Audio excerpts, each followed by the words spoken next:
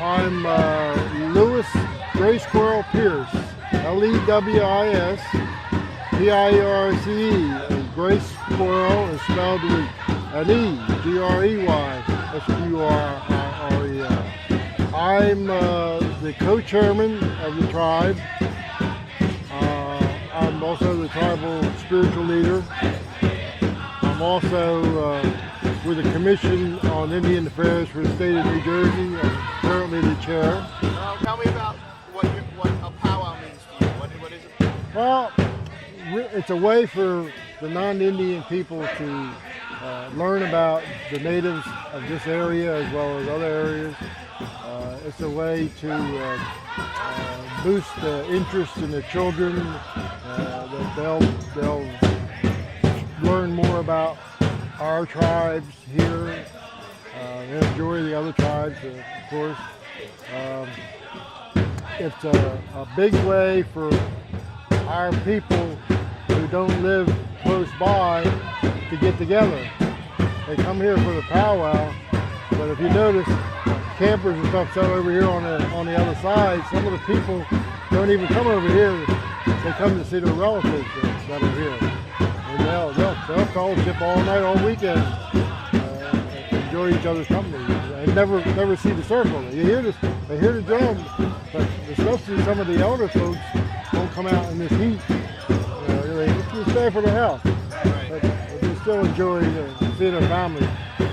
I don't know if you noticed some of the shirts some of the people had on with a turtle on it with all the family names on it. That's all these people around here, all those names. So there's two aspects to the powwow. There's the circle and then a whole campsite where the circle with the drum and the fancy dancing, all the colorful dancing, that brings the outside people, the people you're not normally associated with. People of other nationalities to learn more about us, and be more comfortable around us. A lot of people don't know that we're here. We work with, we go to church with or whatever. They don't know what we are. They've never seen us in this atmosphere.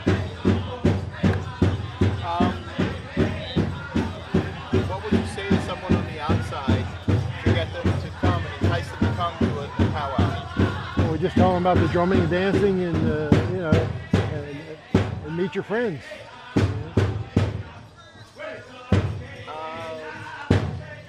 As the as a spiritual advisor, what are some of the challenges you face? What is the spiritual aspect to the powwow? Or is there one? Spiritual aspect, everything is done in the circle. The circle is a special place. That circle's blessed, and it's to be respected. The rest of the powwow area, it's not sacred. That's the special area. Everything else is fun. My name is Tina Pierce Fregoso. That's TINAPIERCE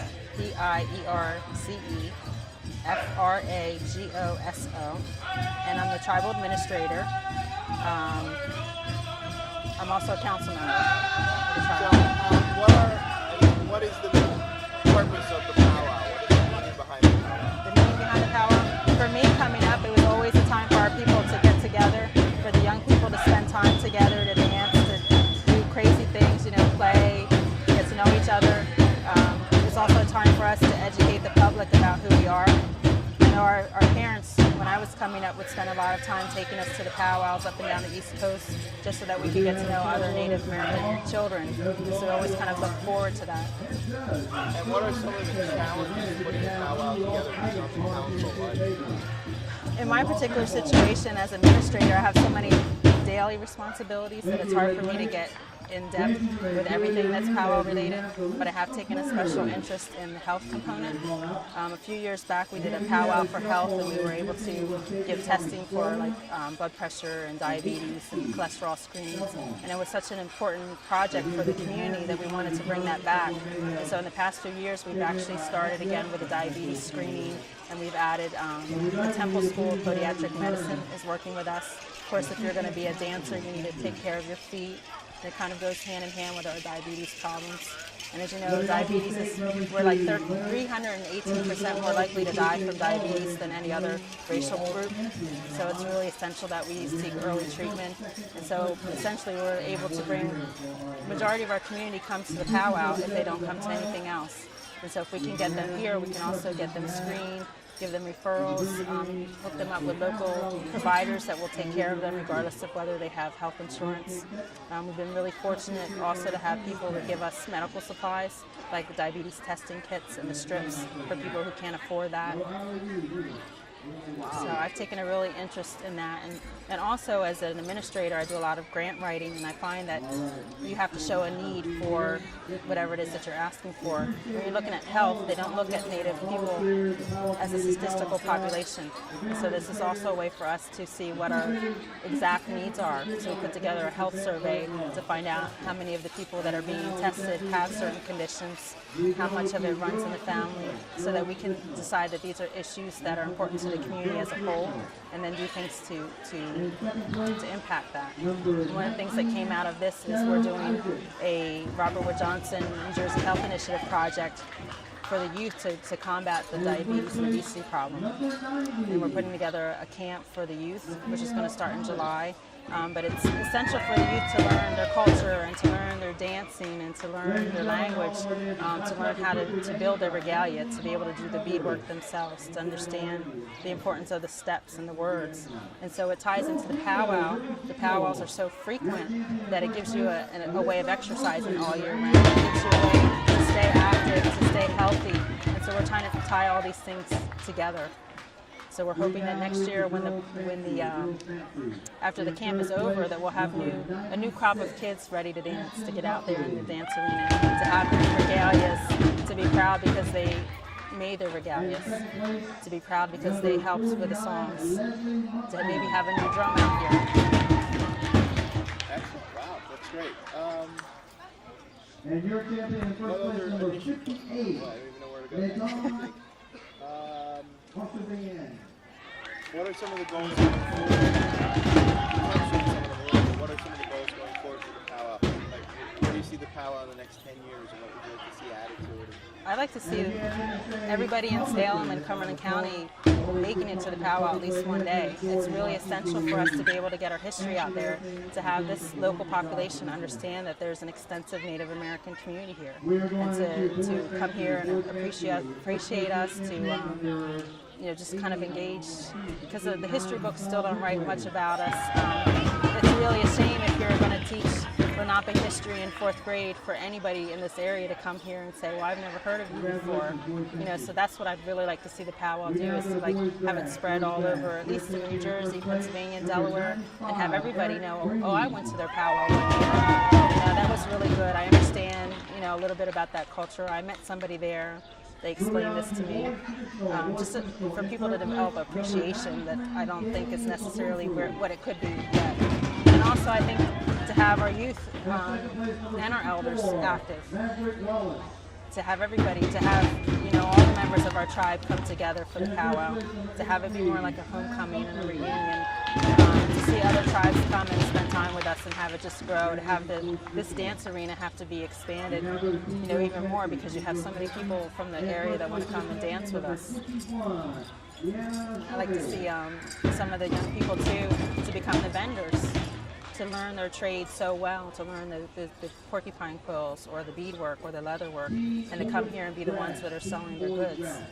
It's Lorraine Gregg, and it's LORRAINEGREGG.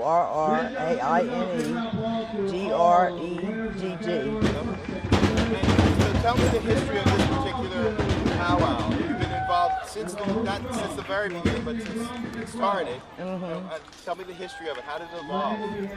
Well, we started just having gatherings, and we had that in like 3.5 acres of woods, and we just it was back of where I live, and then we outgrew that. So then we rented a pony track, and we started having powwows. And then from there we went to Bridgeton, and then a couple years later we went to Millville, and finally we came back to Bridgeton, and then we wound up over here. So we've been here for quite a few years. How long ago was that first one? I think probably in the 70s, but I can't give you the exact year. How has it changed? How has it grown since the first one? What specifically is different now? It's bigger, and each year I think we get better, and we just keep adding to it. And I just think it's better. And then now we have a lot of the young people that are working, and they have different ideas, and I think that helps a lot. You help in some of the designing of the costumes and stuff. Can you talk about that? Well, we used to have, I used to run craft classes with another lady who's since retired too. And it was on a volunteer basis. But I would work on the women's dresses, and she worked on the boys and girls, or boys and men. And we did that for probably 6 or 7 years. And it was all volunteer. And then from there we would have like extra crafts and things. So then we started going to different powwows with a stand to help raise money for the center. So then from there after it grew and everything, then we decided, well, we can have a store. So we can make some more money to help the center. So that's it's about 3 or 4 of us that started that Turtle Trading Post, and it's still there now. You know. And so the money that's raised goes to support a community center. Can you talk a little bit about that? The community center, that's on 18 East Commerce Street, and it's mostly run by all volunteers, unless we happen to now and then we get a grant or something that'll help pay people, but otherwise it's all volunteers. And sometimes that's a little hard to do. What does powwow mean to you? What is the meaning of the powwow? Well, the powwow to me is, well, it gives everybody a chance to enjoy themselves, and families all come together, and it's just like a big old homecoming. And like this week I had a brother that came from North Carolina, one came from South. I hadn't seen him for a while. And then we had other relatives, all of our friends and relatives that come from all over. And we get to see them and visit. And I don't dance anymore. Thank you very much. Is that it? Thank you. Should I get him to say it? Okay. I don't have to ask you your name or your title. Yeah. All right. Tell us about powwow etiquette. What is the responsibility of the visitors to powwow? Well, whenever we come to powwows, or, we call them gatherings, but today most people call them powwows. And I think one of the main reasons or goals for anybody coming who is non-native is to educate themselves about who we are, what we're about. And when we say we, that's covering many, many tribes of people, tribal affiliations. That's also talking about people who belong to particular bands, societies, and clans. Those are groups within inside the tribes themselves. So for me, whenever I'm speaking on the microphone, it's all about education. It's all about teaching something that you don't know about. Many times we can read magazines, books, watch television, even look at documentaries, watch movies. But until you come and be around the people themselves, not only hear the music, but feel the music, and also have a personal conversation with an individual, you don't know the people until you know them in such a manner. So for me, it's really important that people come with that open-mindedness and not looking at it as a form of entertainment, but again, coming and realizing that there's so much to learn. And how do they go about doing that learning when they're here? Are people approachable? Can you just go up and ask questions, or is it more just sit back and sort of listen and watch? Well, the main thing that I try to get people to understand is that there's always respect.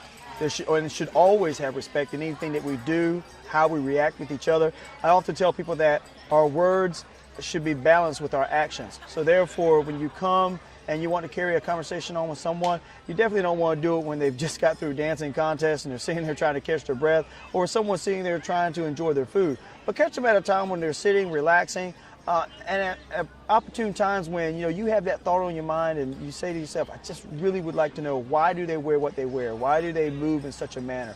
And those are the times when you can come up to an individual and say, I was really impressed by the way that you were doing that particular move or step. Could you tell me why? I was impressed by the colors that you have adorning your regalia, your clothing, or your outfit. Can you tell me why that particular design is there, or why you use these particular colors? And that's when those conversations can spark up. Or even if you've come from out of town and you're seeing all these variety of faces, and you say to yourself, I wonder where they're from. Simply just come up to an individual and, I'm a spectator. It's my first time at one of your powwows, and I'd really like to know, where do you travel, or where have you been, and things of that nature. That's a good conversation to start up. And people can tell when you're genuine about what you're asking, what you want to know about, versus someone who's just asking something just to be asking. So, you host powwows up and down the East Coast, all over. How do they vary from tribe to tribe or nation to nation? Well, I think one of the, or should I say two of the main ways that we look at powwows are a northern style powwow or a southern style powwow. The way that they set up the arena, the way the drums are sitting, the way the dancers move in the arena, whether they move clockwise or counterclockwise, how the head dancers will come into the arena and how the rest of the dancers will come in after them. All of this makes a difference. And for me, when I tell people, come and visit our powwows and enjoy what's going on, try to take a notice and a look at the variations that's going on. And what are some of those variations? Some of those variations would be in reference to how people would move about in the arena. Say, for instance, here at this particular event, everybody moves in the same direction. But if you go to a powwow out in South Dakota, the men will travel in one direction, the women will travel in another. If you're up north, how we do the round dance, how people hold hands will be different from that of the people who live in Oklahoma who do not hold hands whatsoever. How the women will move their feet, the way that the two-steps are done, or the social dancing. All these are variations. Where the drum will sit. If we're at a southern powwow, the main drum, the host drum, will be in the middle of the arena, versus a northern style powwow where the drums are on the outskirts of the arena and the drum arbor. The way that people conduct bringing in the flags and how they remove them from the arena. It all varies from one tribe or one community to the next. We have variations of how we come together as well. There are what we call ceremonies, where only the people themselves involved in that particular event can be a part of what's going on. We have our socials, where the community at large is participating. And then we have our non-competition events, where we invite the public, the non-native, to come and be a part. We have our competition powwows, where of course that's a time when we compete against each other. So just those four variations there gives you an idea of how we come together as Indian people. Is there anything else that you'd like to share with the general public that may not know about powwows that I haven't covered? Well, the main thing is that we invite people to come and be a part so that they can get a better understanding of who we are. And that's been the biggest problem, is the misunderstandings, the misconceptions, the stereotypes that continuously plague us as a people. I tell people all the time, we're not people of color, we're people of culture. That's just not for Indian people, that's for all people. And the more we start seeing things in that manner, I think the more that we can start to respect each other more so than what we do now. So again, come, enjoy, but also take home with you what you didn't come with, and that's the knowledge of who we are as Indian people. And with that, I say, Nyawi, thank you in my Tuscarora language. Okay, my name is Robert Yellow Wolf. It's Shumpani Tutankasi, that's in Lakota, is Yellow Wolf. And the name of the drum group is Black Horse Butte. The name of Black Horse Butte originated in Standing Rock, South Dakota. It's really a place where people live. And that's where the drum grew up and became Black Horse Butte. And the majority of us are Lakotas. They're from South Dakota, different band and 7 bands of the Lakota Nation. We are about maybe 4 representing the Lakota Nation. We originated out there. We all live out in this area, but we travel back home, back and forth, regularly, periodically. We still got family there. So Yes, right now it's different tribes. The majority are Lakotas. Yeah. So tell me about how you practice, or do you practice, how you prepare for To perform. performance. For the words are, the songs are Lakotas. They're from the land. And yes, we do practice, we learn them, and we record, give us the CDs so we can learn the songs. But some of the songs are old songs, some of the songs are new songs from other groups, and we integrate and, we play them all, and, it's more northern sound, northern group, has a drum, the one playing right now, that they southern. That's the differential between the two groups. Yes, northern, southern, we sing for our grandmother, but we do sing, old songs from the north. How do you determine, as a group, when you're playing the song, when the stops come, when to play faster or slower, louder? Practice. Is that rehearsed, or are you guys just looking No, at we practice. We practice and we follow our lead, our drum keeper, which is Jeff Lenni, and he's the one who keeps the drum, and he's the one who brings the song, and he's also a lead singer. Also combined, everybody has, we got 4 lead singers and the rest singers and drum, and that's where the drum, the sound. the sound that you make is so powerful and so amazing.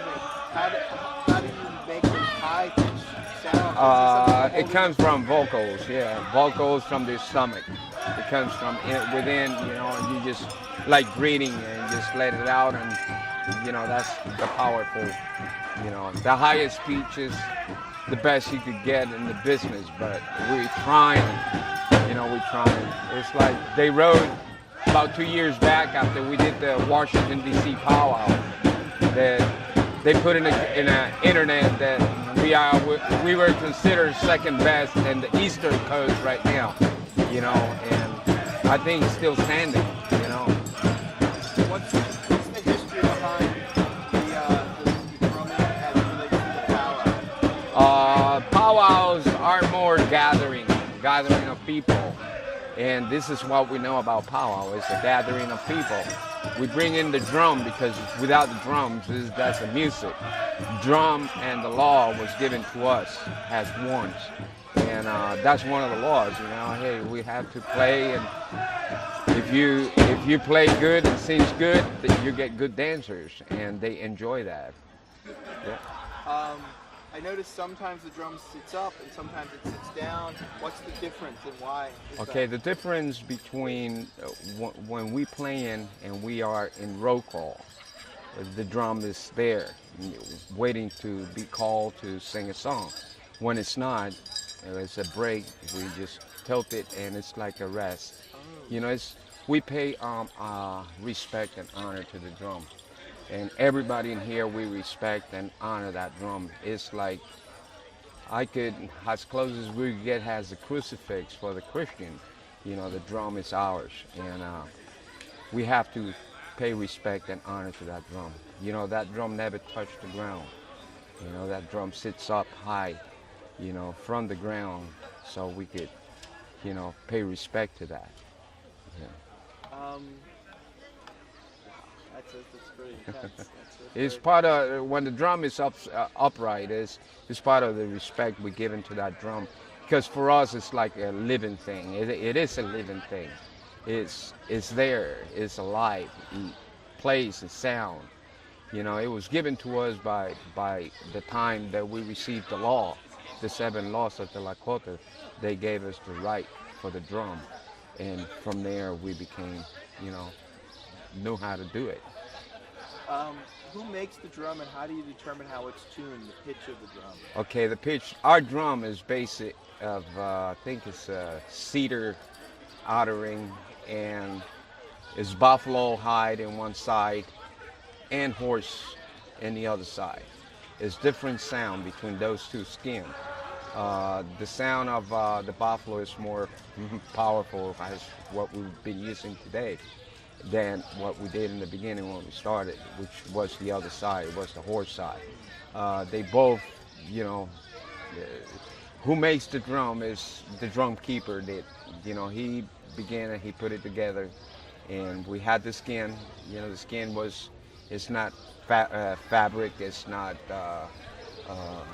made in a factory. It's all done, you know, by earth. You know, everything is tan and everything is according to the law, and then we put it together. And once you pray with the drum, the sound will come. Thank you very much. Thank you. What about The beats, the the beaters.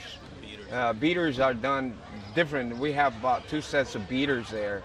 One of the drummers made about 12 of them, and the other drummer made, you know, the drum keeper made 12 of them. But it's different sound also has the drum, whoever is using that stick.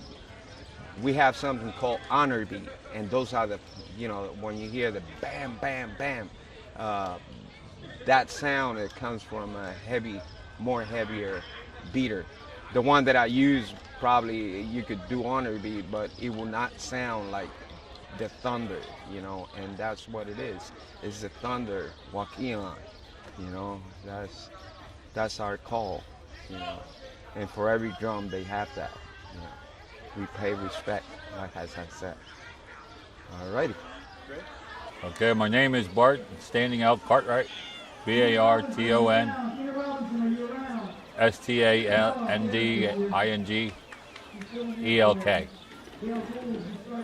And tell me what powwow means to you. What is Powwow means to me as an Indian, a lot of Indians gathering around to come have a social time, good time, and make new friends, meet old friends, you know. And,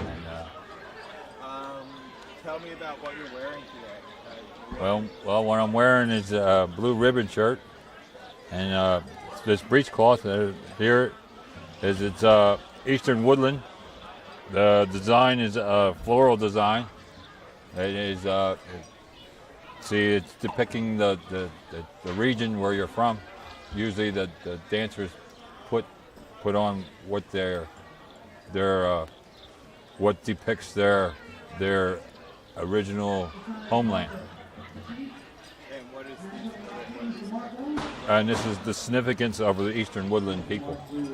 And see these like the people in the Midwest would be having a geometrical design, and this is how they come about on how they make their designs and stuff.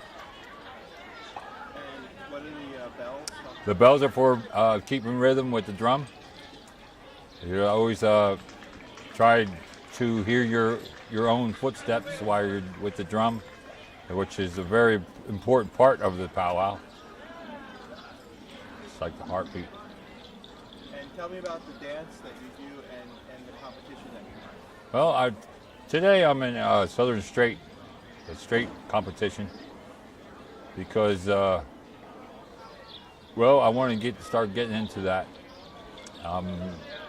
Really a traditional dancer, northern traditional, where you wear a bustle of feathers on the back. And,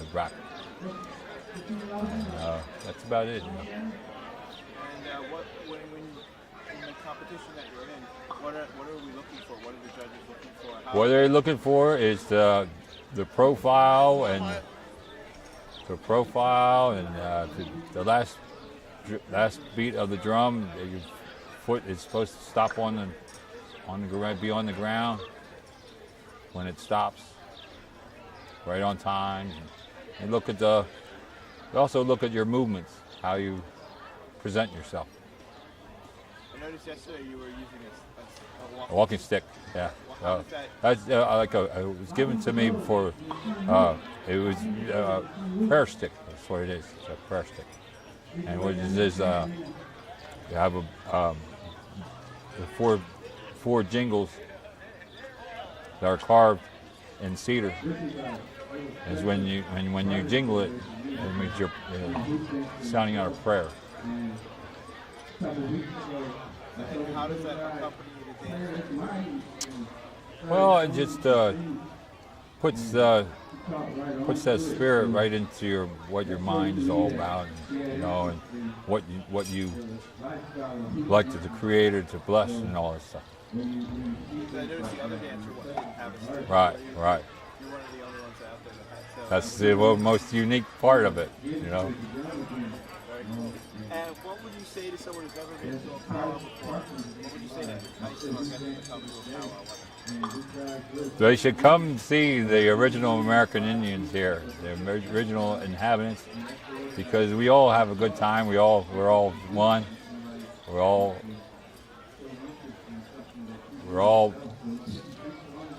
in that circle of life where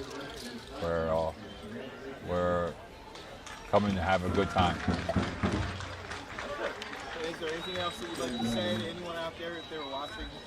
Well, Wanishi. That means thank you in Delaware language. So Wanishi.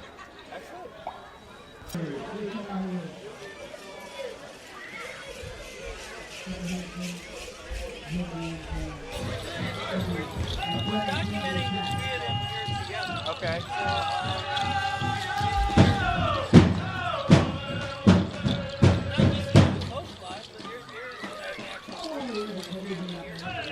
Well, you do the Well, right. You rolling us? stool pigeons. Where are you going? You rolling? Participate. That's Okay, I'm rolling. okay. Why don't you guys discuss amongst yourselves what the meaning of a powwow is? The powwow. Like, what is Celebration. It mean to, what does it mean to each of you? Well, I guess you have two different things that you had to think about. You had to think about the economics for the tribe, and that's why we have powwows. Now, the difference between a powwow and a gathering is the fact that a gathering is just to get all our people together. A powwow is twofold. It makes money to keep the programs running, and it gives our people a chance to come out and enjoy themselves. It allows the different communities to get together and celebrate with one another, to recognize each other. Plus, we can educate the public to the Native American way of life, their traditions, their habits, and et cetera. And instead of them just being wondering of what this, that, or the other is about, they can actually be a part of it if they choose to. Your three chiefs coming together, what does that signify? What does that mean to the community? Is this a covenant that you have three chiefs at one powwow? And how do you guys work together? Well, I think it's a demonstration of the unity of our community. Wait, hold on 1 second. Can you cut this, give the cable more slack so that it doesn't show? Okay. Yeah. How's that? Sorry. So, You must play with your leg now. Okay. yeah. Well, I'm not going to play with yours. Okay. Whoa. As I was saying, I think it's a demonstration of the unity of our community. Well, I think it's nice when different tribes come together because the outside world is a force against you to start with. And you don't want to have that same division within yourself. So chances like this is a chance for each one of us and our tribes to demonstrate unity, work together, for the common cause. And not only that, the three of us sitting here together, our people are looking at this. The people from the three different communities are saying that we are working together. That kind of makes it open up so that they work together. And it means a lot to have them together. Buster, were there specific things you were thinking of that they should get on when they're together? Well, are there different, are there similar ways that you guys are, I mean, like I know you just built your building, and are there similar projects When we reach, you not have a community center. We have a tribal center, which is we're able to have that through a grant from the Delaware State Legislature, which actually funds our tribal center. Our aspirations are to have a tribal grounds at some point, to own some property and put up a community center very similar to what our cousins in New Jersey here have done. So we're working to that end. They're a little bit ahead of us right now. Well, you have to think about the Nanticoke Center. They've been established forever. Their community has always had a museum, has always had a school that was there originally. The things that we're patterning ourselves from are the things that we learned from them. And then we're still growing. We just had, in the last year, we just had 16 acres of ground donated to us. That's the first ground that is actually tribal ground, where the museum that was an old school that we used, that we got from the state. Where our center's at was the Nanticoke Indian School that we got from there, but this is the first ground. We've not said anything or aren't at any ways of how we're going to use it right now.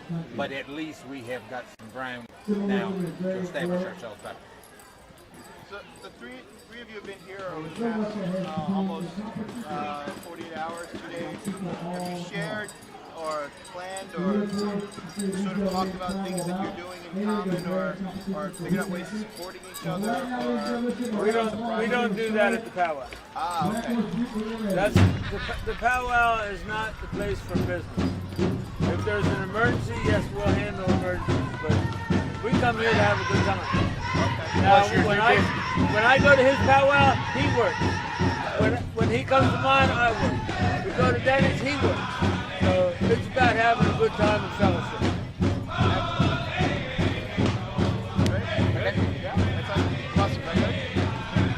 My name is John Norwood,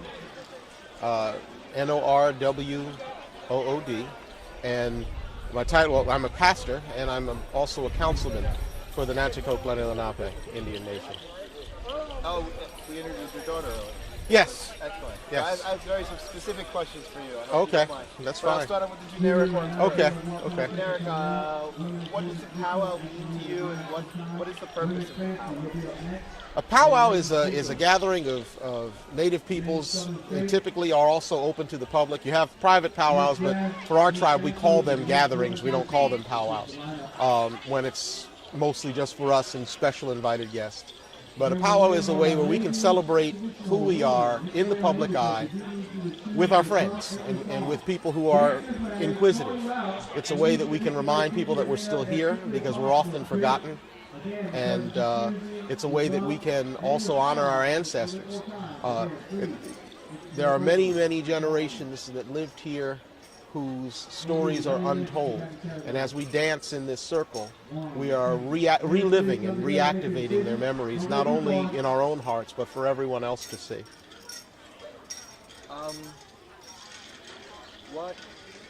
So tell me, what are your roles today? What did you do? Oh, well, today I was the worship leader for the worship service, and also was the preacher for the service. Our prayer ministry meets quarterly. It's a tribal prayer ministry, but it's open to everyone. Matter of fact, on average, we have maybe half of the people that are attending are tribal people, and the other half are friends of the tribe that come out and participate. Annually, we have started the tradition of actually running the worship service here on Sunday mornings. They've always had a powwow worship service, but it just was turned over to our prayer ministry about 2 years ago. What happens at a powwow? We gather. There is the beginning of our powwow. For the first hour, we do something that is not typically done at a powwow. We actually have our traditional dances, the dances that are identified with our people, that you don't see in powwow dance. Powwow dance is intertribal, it's pan-Indian. Indians from all across the country dance these dances, but each tribe and region has their own specific styles of dance, social dances, specific cultural dances and expressions. We do that also for the first hour of our powwow. We call it the Lenape dancing, and we give people a glimpse of of our traditional dances. And then we have what's called a grand entry, where everybody comes in wearing the regalia of the style of dance that they wear for the powwow style dancing, which is pan-Indian. If you go to a powwow in Oklahoma or elsewhere in the country, you'll see the same basic styles even there for powwow style. It goes across the country. So it unifies us. Let's say more about, so you open up the first hour, all dance, and then what happens? Yeah, we open up the first hour with our Lenape style dancing, and then we have a grand entry, and everyone comes in with their various styles. We always follow our flags. There's an honor song where we have a song that actually is a flag song honoring the history of our culture. Then we have an honoring of our veterans. Veterans are extremely important to us. We're a warrior culture, and we honor not only the veterans that are native, but we honor all veterans, whether they are native or not. And they come into this circle, and they have an opportunity to be honored in the circle and to march around the circle. Following that, we have the different styles of dance that are brought out in turn to display themselves and to show what they, the dancers to show what they have learned in their own techniques and to celebrate with their style of dance. And there are quite a few different styles for men and for women. And that's the essence of the powwow. At least the essence of the circle. We do a lot of eating. There's a lot of eating, there's a lot of spending money, especially eating. Tell me about what you're wearing. I'm wearing the regalia of a straight dancer. There are two styles of traditional powwow dance. There's a northern style where the guys wear the big eagle feather bustles in the back, and then there's a southern traditional style also known as a straight dance. And we don't wear a bustle, we wear a drop in the back, and we wear bandoliers. And but they are warrior styles. One was generated. The straight dance was called the old man's dance or the gentleman's dance, and it was the style for the elderly individuals. It's not quite as active as the northern traditional, but we have all age ranges doing it now. Even my son is a straight dancer. My youngest son is a straight dancer, and he's out there. He's only 13. I've seen straight dancers who are younger. I've seen them younger. Okay, so here's my specific questions to you. And if you don't answer them, that's fine. But how does the connection between Christianity and Native American spirituality come together? Well, it comes together in as much as basic understanding of who God is, who our Creator is, is proclaimed just in looking at what that Creator created. Creation speaks to us, and that's true in Native American spirituality, and it is also true in traditional Christianity, even though it is overlooked. And I really think that in some senses, it is the Native perspective that is able to delve into a basic understanding of what in Scripture would be the way God reveals himself through nature. Theology calls it natural revelation. That God does reveal himself through nature. He speaks through nature. We can come to know his character. We can come to understand his creative genius and his glory through nature. And that is the foundation of the spirituality of the Lenape and the Nanticoke people. And with an understanding that we always believed in but one God. Even though we were called pagans, which is absolutely wrong. We always believed in one God, one creator. We prayed to one God, one creator.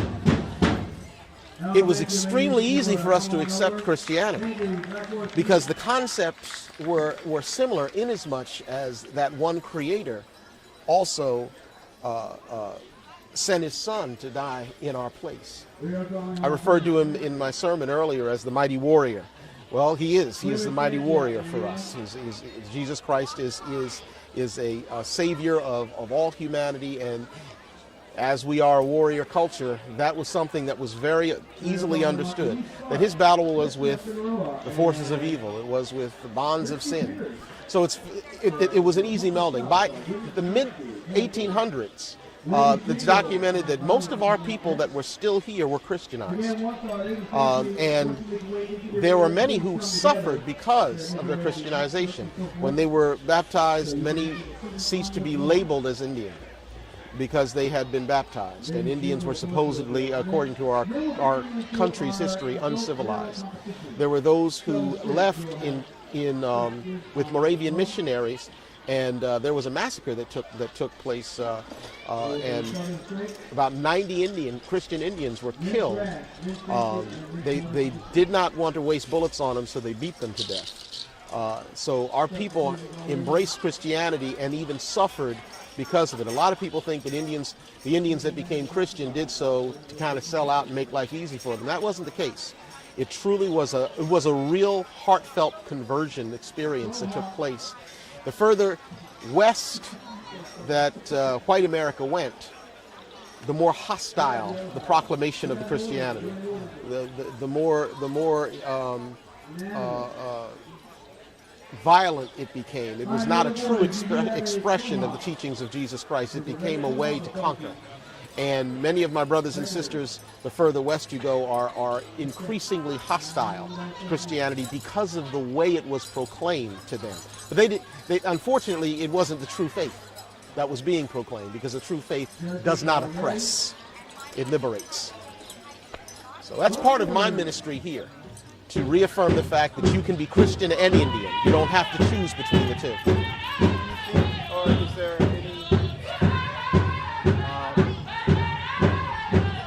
lineage to one of the tribes of Israel being the actual birth of the Native Americans? No. I know that there are some groups that say that. I have found nothing to remotely suggest that historically.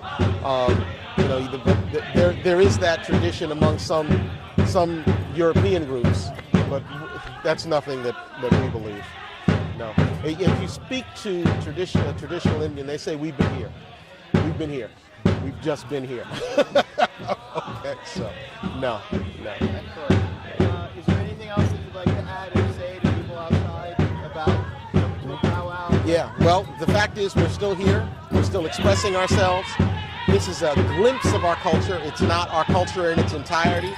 We're engaging individuals. We want to share our culture. We want to teach our culture. We want to discuss it. And we want to do it ourselves. One of the most awful things that happens to Native Americans is that there are so many non-natives that assume they presume to speak for us, sometimes speaking over us, and sometimes ignoring that we're still in the room. So it's extremely important that if you want to have information about Indian education or what's happening, that the first thing you do is understand we're still here, we're not locked in the past. Don't speak of us in past tense, we're still a thriving, growing culture. And if you want to know about us, come talk to us, because we'll gladly share it with you. Thank you. Thank you.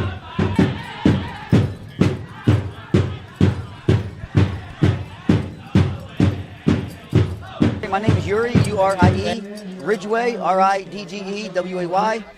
I'm the tribal secretary for Nanticoke Lenni-Lenape Indians in New Jersey.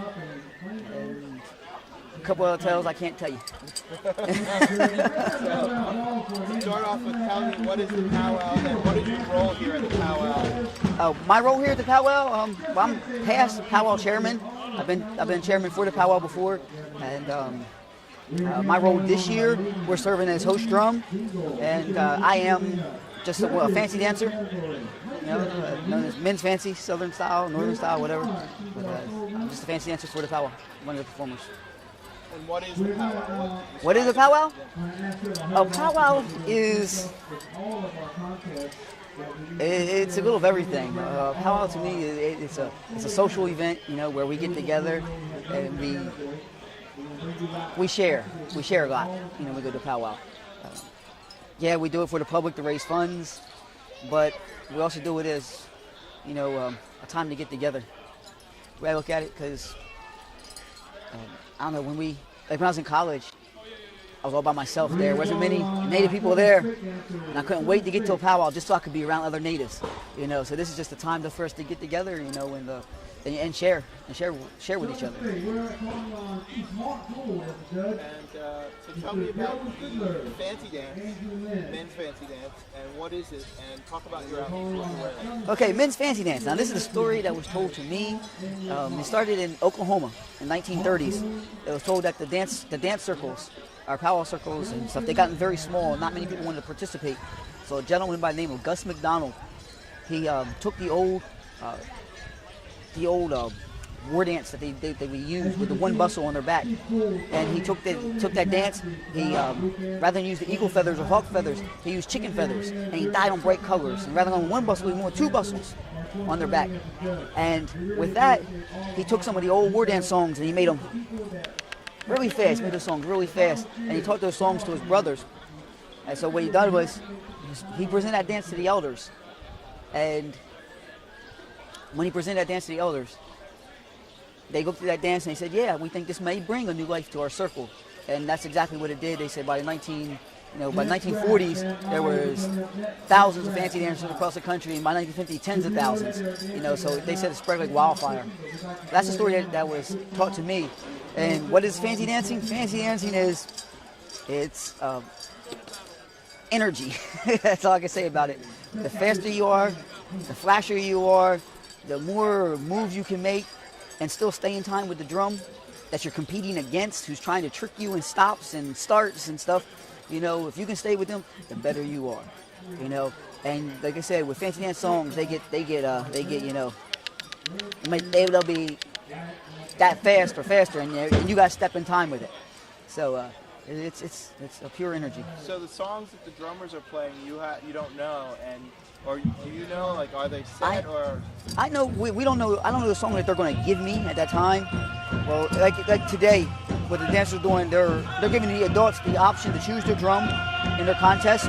They get to choose their drum and to choose the style of song that they want, the style of dance they want to choose. Like men's fancy, you have, you know, you can do a crow hop, you can still do a straight fancy dance song, or you can do a shake song, they call it. So you have those 3 choices of songs you can do, or there's 3 choices of styles of dance you can do within the fancy. So they give you the option, but you don't know what song they're going to give you. Or, I mean, they have one song that starts, it's called a bullet, and it starts off, and then it stops and goes into a shake. So, you know, you never know what you're going to get until you get out there. So you have to kind of feel it, be in the moment. Can you talk a little bit about feel that?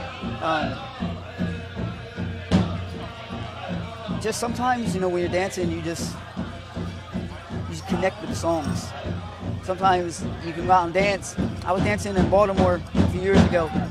I hadn't danced in years, my first time dancing, and they gave me this one song, and I wasn't sure what song it was.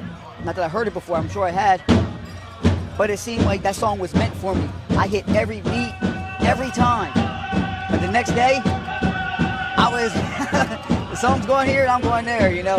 So it was just that one day, it was just everything fell in place. I guess the moon and stars and planets lined up correctly for me. So. Tell me about what you're wearing in the outfit of a fancy dancer. Fancy dancer, you have 2 bustles on your back. One on your lower back, one on your upper shoulders. That automatically defines you as a fancy dancer. We are wearing our porcupine roach, you know, with our feathers across the top. A lot of times I have rocker feathers that rock back and forth, or you can use spinners, the same as I have here. In my hands, I got my whips. It was told to me, when you're out there, you want to look bigger than you actually are. Take up as much space, as much room, and just look as big as you can. Kind of like I'm gonna make a peacock, you know. He's out there trying to measure them, you know. They're taking up as much space and just look huge. And so that's what they always told me, you know, go out there and take up a lot of space. So with the whips and stuff going around, it makes me look a lot bigger than I actually am, standing 5'2". Where do the moves come from? The moves you have basic, you know, it still starts off with a basic 1-2 step, you know. Toe heel steps, what started our dancing out. But with fancy dancing, the nice thing about fancy dancing, it's freestyle. Anything goes in fancy dancing. You'll see us out there. Guys do cartwheels. They do splits. We do everything. In fancy dancing, anything goes. Anything can go. You'll see us jump in the air. You see us jump in the air and come back down and land and go into a spin and come back out and zigzag across the arena. You know, anything can happen in fancy dancing. And what are the judges looking for when they're watching? Okay. In fancy dancing, they're looking for your interpretation of the song, how you look to that song. You know, they say every song is different. Every song has a certain rhythm. Are you in rhythm with the song? Are you dancing faster than the song or slower than the song? The song has certain, you should be going with that song. They're looking for that. They're looking for uniqueness. They're looking for the condition of your outfit, of your regalias that you're wearing. They're looking for if you're in time with the drum. These bells did give away if you're out of sync, and they want you to nail the ends. When the drum stops, they want you to stop. You know, and so if you don't stop, it's pretty rough. That's what powwow is at. I'm dancing contest, and I stopped. The drum kept going, so I danced again. I stopped again, and the drum kept going. So I went. Finally, I just gave up and started walking off. That's when the drum stopped.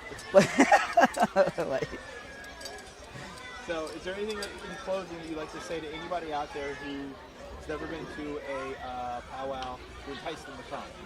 Entice them to come. If you've never been to a powwow is you gotta have experience one time. And I would, you know, if you can get a chance, man, stay until everything's done, because you never know what's going to happen at any given time. Sometimes there's a lot of emotion that takes place. You know, like we did these giveaways. You know, everybody, you never know when you're gonna receive something when you come to powwows. But the one thing you can receive when you come here is you can see that us as Native people, we're still alive. You know, we're not just something that you're reading in history books anymore, where it says, you know, especially with the Native people in the East, they're saying, you know, when you read the final paragraphs, that there will not be people. They were once a great tribe, however, they no longer exist here on the East Coast. They're moved away in Oklahoma. Well, that's not true. We still exist here. And so, first of all, you see that we still exist. And then by speaking to the people, speak to those Native people, and you'll see that they exist right in your own neighborhoods. You know, they exist right around the corner from you. You go to school and we didn't even know it. And so, and you're not going to know until you come out here to the powwow. So, if you want to come out to the powwow, I would recommend everybody to come to a powwow. You know, at least once in their life, and I'm sure they'll be back again afterwards. So. Thank you. All right.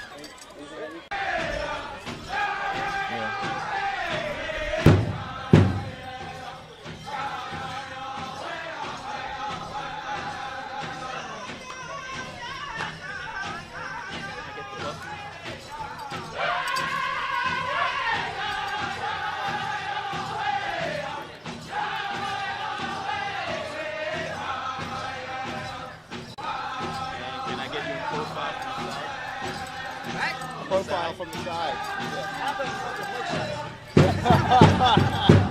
Where were you on the night of the call?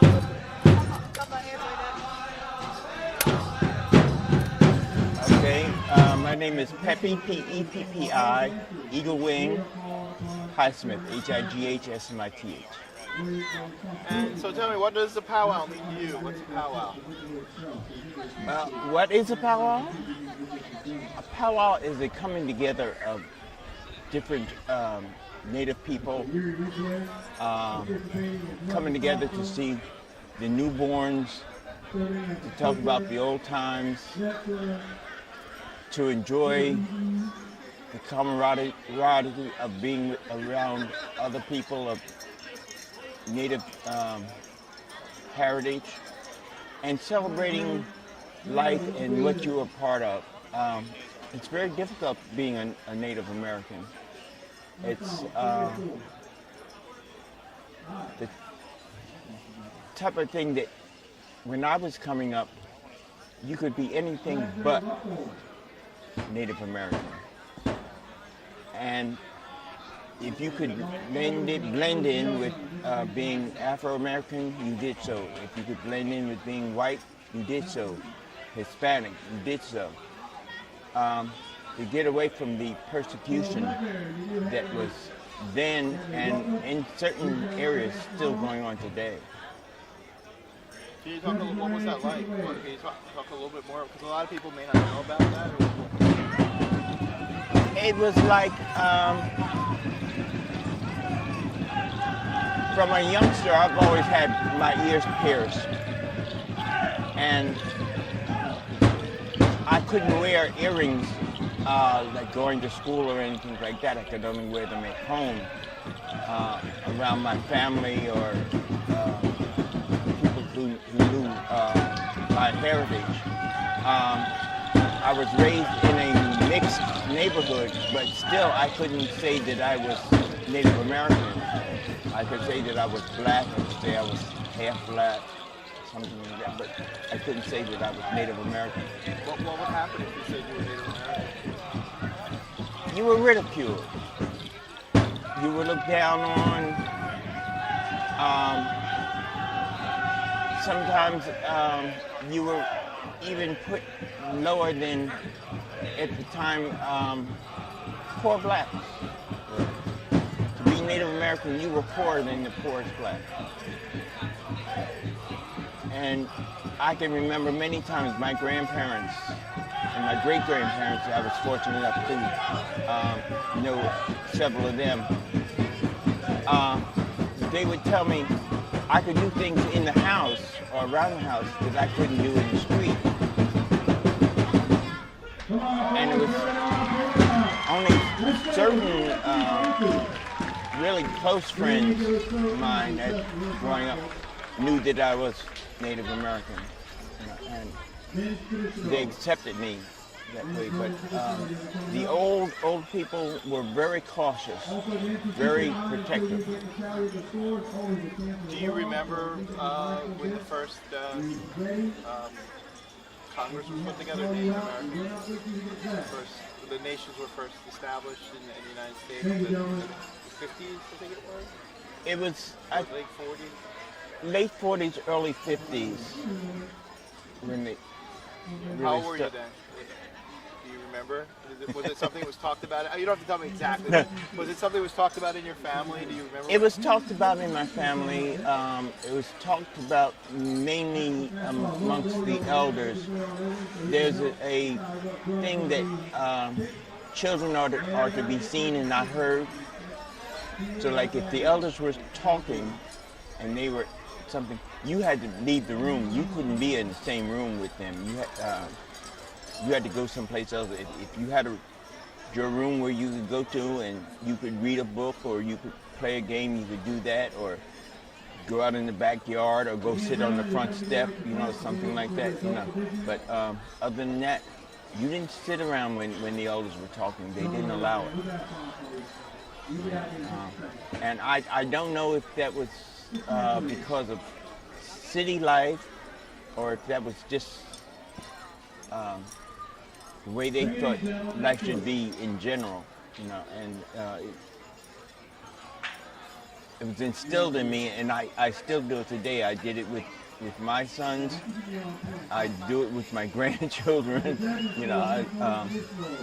When the adults are talking, you're to be someplace else in earshot of us, and you're supposed to be doing what you're supposed to be doing, not something else.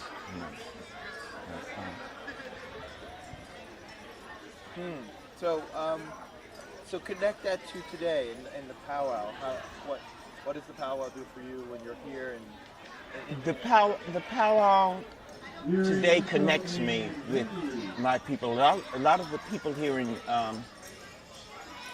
this area and at this powwow are distant relatives of mine. They are cousins, first, second, and third cousins of my mother. And I enjoy coming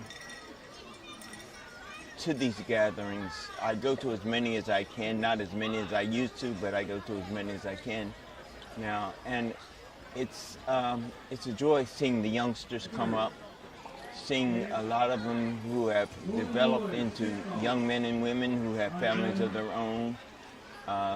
They're kind of on the young side as far as I'm concerned, but that's the way things are these days. Young people like to have their children young. Back in the old days, you were at least 25 or 30 before you have a child. You may be married, but you didn't have children early in life. You would have children later on. lot of different. I enjoy seeing the powwow circle, the dance circle, trying to get back to the old ways, the old traditions, and they're teaching the young people the old traditions and the old ways. It's going to take a little time because you have all the modern conveniences now, the computers and the PlayStations and all like this, you know. But when you see young people, they want to come out and dance and spend the day out in hot sun, you know, dancing and being in competition with one another, see whose steps are the better steps, and learning from one another and learning from the elders. It brightens your heart, it makes you feel good, it makes you happy. What does it feel like being able to wear your earrings out when you're here? It's a great relief. It's a burden off of my shoulders that I can now, and for the past 30-some years, I've been able to say, yes, I am Native American. Yes, I am Nanticoke Lenni-Lenape. Yes, I enjoy doing the things that the elders did. Now I kind of understand some of the ways a little better. For a long time, I wasn't in the dance circle, but then I came back, and I'm happier now that I am back. Okay, first name, last name? Chief James T. Norwood from the Nanticoke tribe out of Millsboro, Delaware. We're here today celebrating a powwow, which is people coming together. It's like a family gathering. A lot of times people only get together on occasions like death and whatever, and this is a time from tribes all over to come together and socialize. Plus, it's also a way of educating the public that the Native Americans are still here, that, you know, we want you to know that the things that we do may be a little different, but our main thing is we like preserving the land. We respect that. We don't like to see it defaced. It's enough here that you can just take the powwow and you can take our way of life and you could eliminate a lot of the problems that is created by some of the modern day activities that goes on in the development and whatever that. So a powwow to me is it's a great thing where you can just come to one another, you know, but you also welcome the non-natives as well to share in your culture and your affairs that's going on there. We have a powwow in Millsboro, Delaware. It's always the first full weekend after Labor Day. We invite everyone there, natives and non-natives alike. We have the fry bread, a lot of the native food, the crafts, and etc. there. So it's a good time. This day and time, it's kind of hard because our young people is tempted by so much on the outside world. That's a part that bothers you. Before, years back, you know, you just had to stick together. That's how you survive.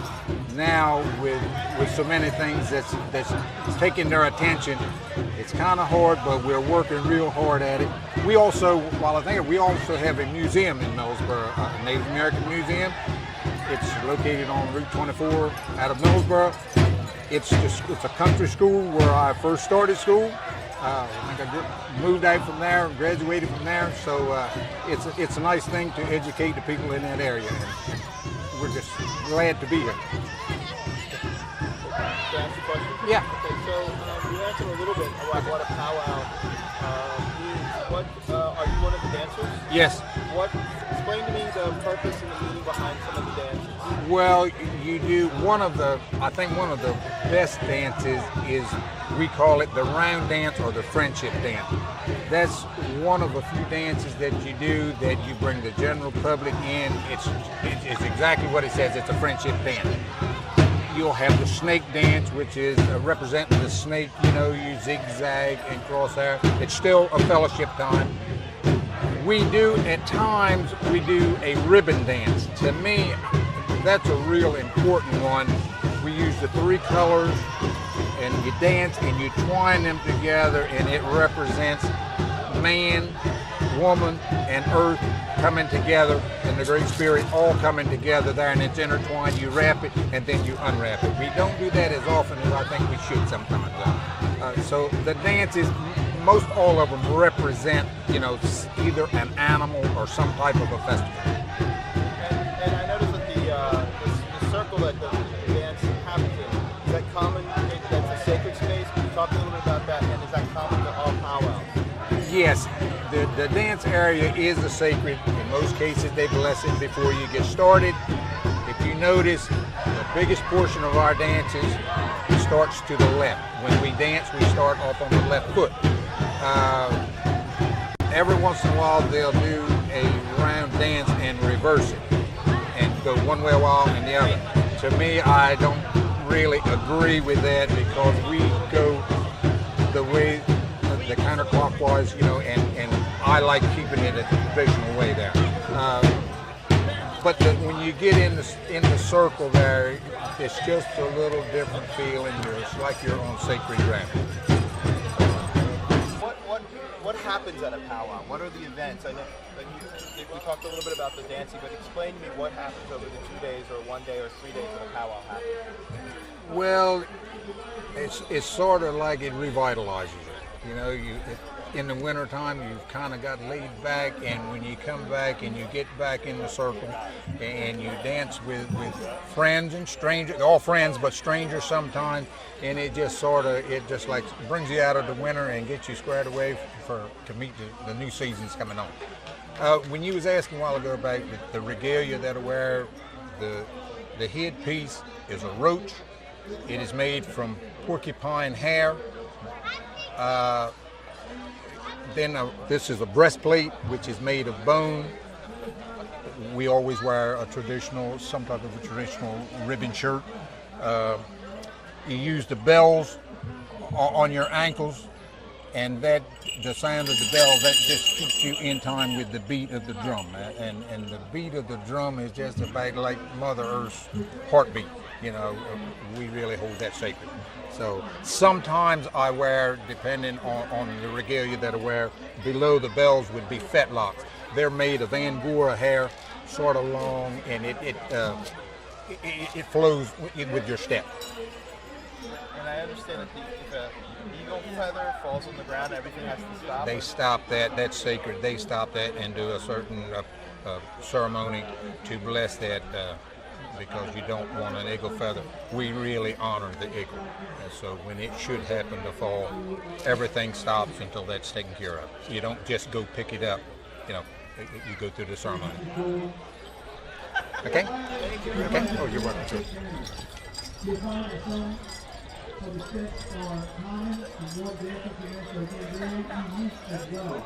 From traditional to camping,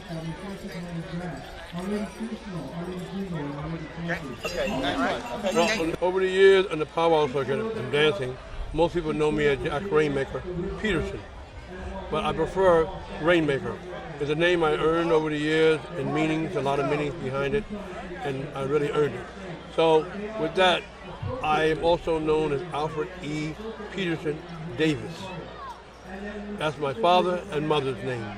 Davis and Peterson, my father's name.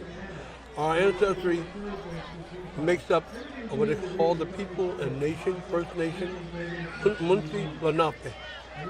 We're the First Nation. Our people came from New York State, southern part of New York State, into Pennsylvania, New Jersey as well. And we were mostly hunters, fishermen, and warriors too, though we don't get credit sometimes, we don't. But we were great warriors and fighters too at one time. And my outfit is basically Northern Plains style. In the old days, it was dressed similar to this here in ceremonies. This I have in my hand, if you can see this. Can you see that? This is called the Rainmaker Spear. It's my own invention, honoring Chief Snake of Moravian Town in Canada. He was my friend, and I honored him when I made this represent lightning. He was a man of power to me. He had much meaning to me. This honors him. The staff I have here represents myself over the years of life. What it all means to me. Everything here has a meaning to me. the bird in the front. You see the little small birds in the front. That's a starling. The starling bird means something to me. His feathers, as you can see, little spots on top, represent raindrops to me. And I like their call. When they give certain calls, I like to hear them call. But they have a meaning and they warn me of things at times. And other things you see here, hair. The hair represents the horse, which it is the horse. He was a thing that my great-grandfather used to ride. In the old days, he was in the Civil War. He was a Yankee soldier. I'm very proud and honored he was my grandfather. Other feathers here have great meaning. This feather here is what you see here. These are from the vulture. Vulture has great meaning. When you see the vulture in flight, you know something is near. Something is near. The other white ones you see here, what I call my little friends, they're from New York City. These little birds are called, as you know, the pigeon. And I honor them. Most people look at them as a bad thing coming in the park. But to me, the pigeon is a little thing of life, like we are. And these here were a swan feather cut down. These are swans. This was given to me by friends of mine on the Pushpatuck Reservation, which is in south part of Long Island. And the stamp itself, it represents the bow of lightning from the sky. My outfit, like I said, basically Northern Plains style with the breastplate piece here of the old days, like a harness, it was called a harness. My headdress is unusual with the crow's head on top, which is my own interpretation of honoring my crow, who's a spirit to me also. This crow has his mouth open, speaking. Feathers are a variety of different types of feathers that were given to me as gifts from different dancers. Some I found in woodland areas and so forth. My paint on my face, a lot of people wonder what it means. The lines represent raindrops. The lips are painted black because I'm a northern traditional war dancer. As a war dancer, when you go to war, you don't go to war thinking of peace. You go to war thinking of death. Paint. By painting the lips, I'm speaking to someone in the spiritual world and dancing of death and fighting. That's what that represents. The line represents my name, Rainmaker. My cuffs, these fancy cuffs, in the old days it'd be one cuff on your arm and you were shooting the bow and the arrow. So the cuff would block sinew cord from the bow, striking your wrist, cutting your wrist. So these are popular with me. Flashes here represent lightning. Flashes of lightning when I'm dancing. And you see the designs of my outfit, they represent lightning, rain, flowing. This represents this cloth, scarf, represents different things of rain, snow, whatever, how you receive it. And what else? I have many things. You're going to ask me which one you want. These represent the thunderbird, the eagle, the designs you see on my armbands. What else? My moccasins are basically Eastern style moccasins.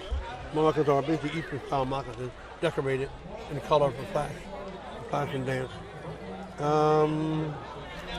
That's about it. Okay, I have some more questions. Yes. So tell me what the powwow means to you and what is a powwow? The powwow means to me a gathering of people, friends, relatives, new friends coming in, old friends, meeting, getting together to honor someone, getting together to love someone. The drums are one of the strongest things in the powwow is the drum. You hear the sound. The sound is your heart. The drum is your heart. You hear that, you feel it, it makes you feel good all over. It makes you feel to honor the ancestors who followed the drum as well. The things we wear, they flow with the drum. The movements we make. Certain bends, we imitate animals. We imitate guys in war, men in war, fighting, striking the enemy, taking a spear, stabbing at the enemy. These are part of the dance, my type dance. Well, all in all, powwow to me is home. It's home to me. When I come to a powwow, it's my home, away from what would you say to someone who's never been to a powwow before that would entice them to come? What would you want them I would to know? tell them to come to feel the spirit of the powwow. Just hang around a while, you'll meet people, and you'll watch the singing, and hear the singing, and watch the dancing. If you have any heart at all, you'll feel something behind that. You'll want to be a part of it somehow. You'll want to be a part of it, because it's there, the sound, the people around you. If they're nice and happy, you feel that. You feel that inside your bones. And you want to go forward and do. And some people do.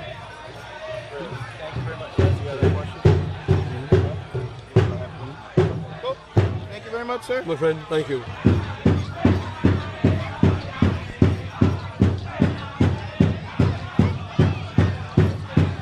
Okay, great. Thank you very much. My name is Trinity Norwood, Trinity. My ceremonial name is Happy Dancing Feather. In Lenape, that's the kind of meat cane kekwen. So explain to me the purpose of the shawl in the dance, and tell me about your outfit or costume or regalia that you're wearing. I'm a fancy dancer. I wear a shawl over my shoulders. It represents humility. Buster. Sorry, excuse me. Okay, start again. I'm a fancy dancer. I wear a shawl over my shoulders. It represents humility and becoming a woman. Fancy dance is a newer dance compared to like women's traditional or men's traditional. It actually started because men were doing fancy dancing and the women got jealous because we could do it better, and we put shawls on our backs and began to dance. And tell me a little bit about fancy. I noticed that there's lots of different dances that happen today. What are we looking for in the competition of the fancy dance, and what is the meaning behind it? In fancy dance, the goal is to look like a butterfly. There's a lot of jumps and kicks. It's very high energy. The more colors you have, the more judges will notice you. And that's the goal of it.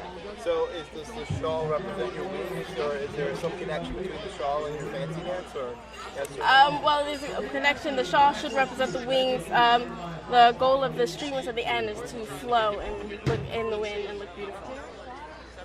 So tell me, what does a powwow mean to you? What is a powwow? What does it mean to you? A powwow, I guess, for a definition of a powwow, it would be a large public gathering.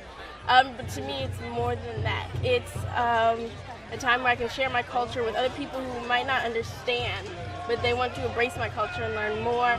It's a great time for me to meet new Native people all over America. I met some people here from Arizona. It's a wonderful experience. And tell me a little bit about one thing. What would you say to someone who has never been to a powwow? What would you tell them to entice them to come? What would you do to get them interested in being there? There's a lot of food, a lot of learning, a lot of fun. There's plenty of interaction, wonderful vendors, and you will meet people here that you would never meet anywhere in the world. I don't know if you can speak to this, but I'll ask. Someone may come who doesn't know and look and see that the people in the arena who are dancing look African American, they look Caucasian, they look different, but it's mainly Native American. Talk a little bit about how Native Americans look, or what are the different tribes? Stereotypical Native American. Actually, I've been told on quite a few occasions that I don't look Indian. But the question comes up, what does an Indian really look like? We all look different, just like my older brother and I look very different, but we're still related. It's race is something that's in your blood. It's not exactly what you look like. And I understand that many different cultures are welcome into the sacred space of the dance. Yes. Talk a little bit about that. Well, actually, we usually have a little bit of interaction during a circle dance. We let everybody come out. During the veterans dance, all veterans are allowed to come out and dance. And we even do a church service where anybody can come. We want to open our culture to people so they can learn about us and don't just see, oh, there's the Indian girl walking over there. And your father's a pastor? Yes. He's Christian. How does that meld with the spirituality of being Lenape? Actually, my tribe, always monotheistic. So converting to traditional Lenape spiritual ways into Christianity wasn't that difficult. And actually most of our tribe is Christian. And the spirituality and the Christianity mix wonderfully. We at our church, our prayer circle, we smudge, we read the Bible. It works perfectly. It's fine. Thank you. Sorry to ask you so many of the more adult questions, but no problem. Actually, I have one other question for you. What would you say to a young person? I asked you the general question about what would you say to entice another young person to come and experience or be interested in coming to a powwow? Lots of food, lots of fun, and it's a really nice hangout spot. I guess I could say it's not a strict schedule. You get to walk around, you get to see what you want to see and what you don't want to see. You get to ask questions. You can walk up to anybody and take a picture. Excellent.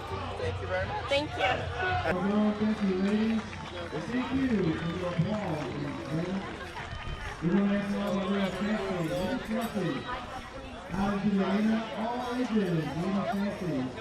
Chief Dennis Coker, and Coker is C-O-K-E-R. I'm with the Lenape Indian Tribe of Delaware, based in Cheswold, Delaware, in Kent County. And we're the only Native American group in Kent County, Delaware. So we are a sister tribe, actually, to the Nanticoke Lenni-Lenape Indian Tribe of New Jersey. My mother is actually a member or a community member of the New Jersey tribe. My father is a community member of the Cheswold tribe. So we share a good relationship. So we're very happy to be here, very proud. It's a great day for us. Great. So tell me the meaning of a powwow to you. What is the purpose and meaning behind the powwow? The powwow is simply a celebration of our life, our existence, our continued existence, and we use it as a way to demonstrate our Indianness to the greater community that we find ourselves living in today. It's a celebration of our spirit, a celebration of our customs, our dances, our music, our drum, the heartbeat of our communities. So it's just a day of celebration. And explain to me what happens at the powwow. It started off with the grand entrance, and then there we typically have our grand entry. We celebrate our staves, our tribal staves, and then our flags. The United States flag, and possibly in New Jersey here the Jersey State flag. So we celebrate them, number one, and then we honor our veterans. We very, very adamant about honoring our veterans, our warriors. Who protect us in our lands. And then we move into the celebration of our elderly. And in case of today, which is a dancing, a powwow, a competition dancing, then we celebrate our dancers. Throughout the day, there will be different dancing competitions, and intermittently there will be intertribal dances where everybody's encouraged to come in. The Indian as well as the non-Indian is invited to come in and celebrate with us. And then they'll finish up with the competition dancing, and we'll come up with some winners for the different classifications. And then we retire our colors at the end of the day. We'll have a little bit of a ceremony to retire the flags and the staffs that were honored earlier that day. Okay. What would you say to someone who's never been to a powwow before to entice them to come? What will they find when they come here? Well, I think they'll find a lot of community camaraderie. Native Americans use their powwows for the different communities to get together and celebrate each other, to recognize the sovereignty of each community that exists out there. So as for the non-Indian, I think it's just an opportunity for them to see another culture, to see another way of life, to really experience what it's like to be Native in America today.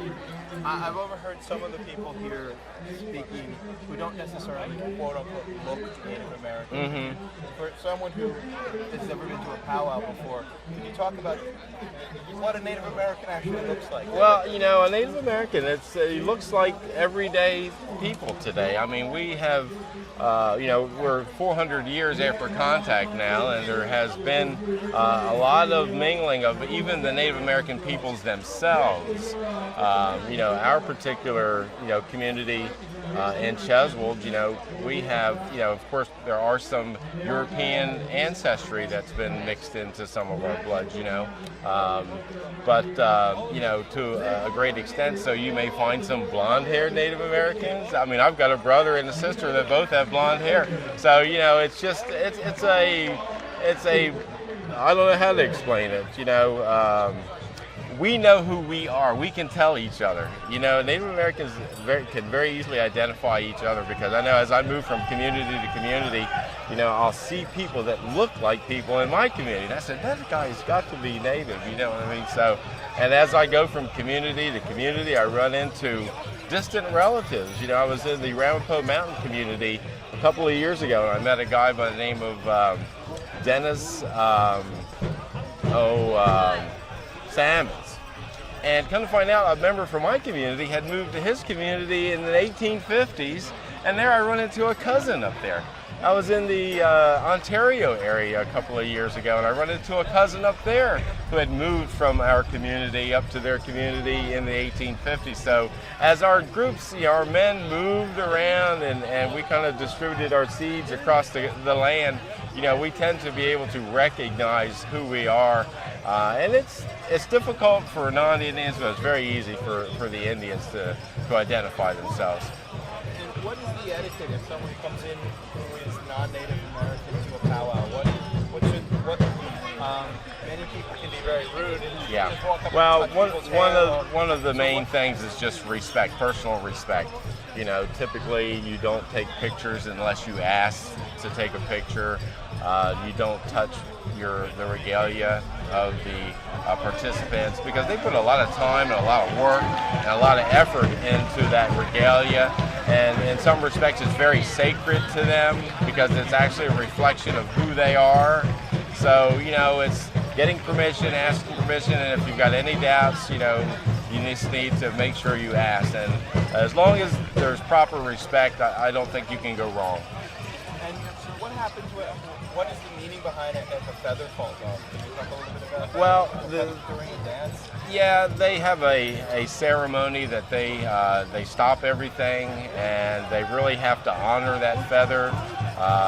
Especially if it's an eagle feather or a sacred feather, it has to be retrieved properly, and once it's touched the ground, then it has to be blessed again, and then I'm not sure whether they return it to the regalia that it's fallen off of, or actually it's disposed of because it hits the ground. So I'm not very clear about that, but it's a very, very sacred ceremony that they do, because they just stop the whole proceedings, and go get that feather, so it has an extreme importance to the Native Americans. Can you talk a little bit about some of the traditional food you might find at a powwow? Well, you've got your fry breads, which are very popular.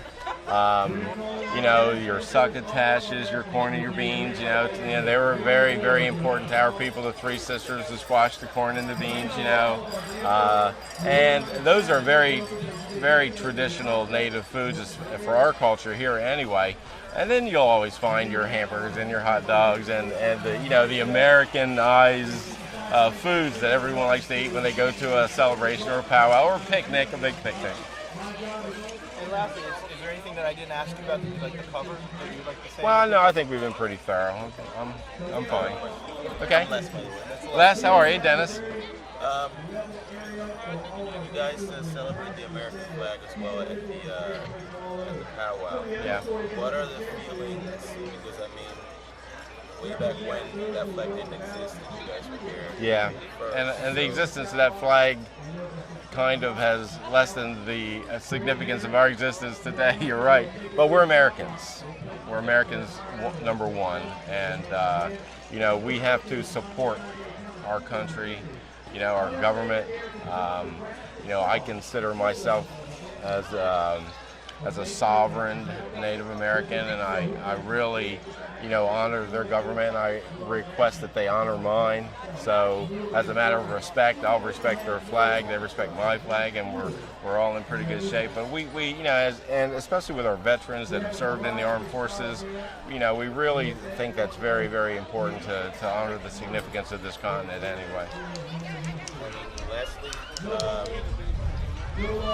put it like this, what would be, if there is a PC way to refer, because some people say oh, you can't call them Indians, and other people are you can call them Native Americans, so in your own words, what would be the way? Well, we typically, our group use the name Native Americans because we are native to the Americas. So, the original people, as far as we're concerned, the Lenape anyway. So I'd say Native Americans is probably as good as any of the terms out there from the ones that I've seen utilized. I have one question after this question.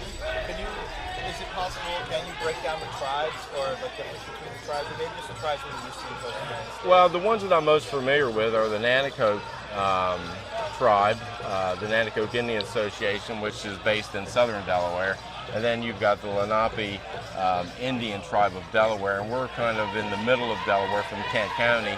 And we're probably on the southern fringe of the Lenape territory because, the Lenape territory stretched from lower New York down through New Jersey into the Delaware Bay region. So when you reach the end of that Delaware Bay, that was pretty much the definition of the Lenape area. Then, so the ones that I'm familiar with, the ones that I'm family to, are the Nanticoke and the Lenape. Pretty much the three groups are, genealogically speaking, are kind of indistinguishable from each other because, we've used those communities as gene pools for the last 300 years, marrying strictly in one community or the other. And when I came through, intermarriage wasn't really something we were encouraged to do. We were very, very encouraged to marry within our people. And as was with my parents' generations and my grandparents' generations, I find my particular community somewhat dissolving in today's system. We're right in the North Dover growth corridor, and land values are so high that our community people can't really even afford to buy land in their community any longer. So, there are a lot of issues facing the Native American community these days, and losing their land is probably one of the most important. As far as the difference in the tribal organizations, we all honor the Creator. We all, are Eastern woodland in this particular area. There's a northern and a southern woodland style of dress and dance. So, it's very different from that Western Indian appearance and dress that we're most familiar with, seeing all the cowboy and Indian Western movies, But the Eastern Indian is having a resurgence of his identity, I think, and there's a lot of good things that are happening and coming about as a byproduct of the celebrations that we really have with our powwows and our recognition of each other. So, we're very, very enthusiastic and proud to be a part of this whole movement. Can you talk a little bit about what you're wearing and your dress? This is actually a ribbon shirt.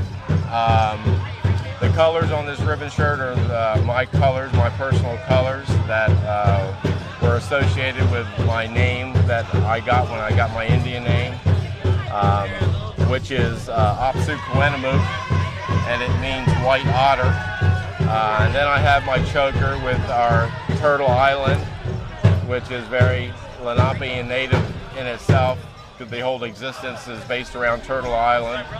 And then I have my turtle with a little necklace. So And I'm not a big regalia kind of guy. As a matter of fact, I'm out here today looking for a few more things to add to my regalia, so I can look like that guy right there when I'm done. Okay. You have one more? In terms of the powwow, that's used powwow Not necessarily. I think a powwow is just a celebration.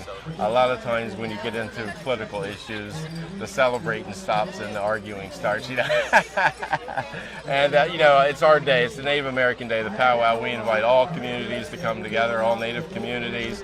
Let's share with us. Let's beat our drum. Let's sing our songs. Let's dance our dances. And let's just all be Native for one day. Good. Excellent. All right. Thank you so much. Thank you for. I was talking about you. My name is Loretta Gurley. I am formerly was a Simons from Jersey. My Indian name is Soft Wind. That's so great. As soon as you started speaking, there came a soft wind reply. Wow. So, what is your involvement in the powwow? My involvement in the powwow, I not sponsor, but I used to dance in the powwow. Now I have a disease in my legs that takes over, that makes me weak and everything. I can't dance, but I'm there for support into the time. My daughter, she dances. And Can you tell me about the dancing? What is the dancing? The dancing makes me closer to the Great Spirit. When I miss it, it turns around and it makes me low that I haven't been there to be around my forefathers' people to learn more about it, because it took so long for me to get where we're at today that I really I'm so anxious to be, to be with them over here. Participating. I hate it that I can't dance, but I'm there to back them up. I see families that have grown old, and then some that's going on with the Creator. So it's very important for me to be here and to help and support them. What does a powwow mean to you? The powwow means to me, some people can't put it into words. For me, it is a great inner peace. Seeing different cultures here from different tribes, kids growing up knowing what their ancestors are like, what they've done. It is being more right now than not a handicap. It's helping them to grow. This morning in our church services was wonderful, because to see kids now like they were dancing and putting on things, it is wonderful. I wish they had it when my daughter was coming up. I really did. What would you say to someone who's never been to a powwow before to entice them to come? The ones that's never been to a powwow, you would be very enriched for coming to a powwow, learning the culture, learning the ways we live. Yeah, you see it on TV that we were in tents and everything, and we were the bad person. We're not the bad person anymore. We're just as like you are. We live in houses like we do, and that's why I want them to know. I want them to learn this, because that's what we're here for right now, and the next generation that comes behind us. We want them to know more about it. Well,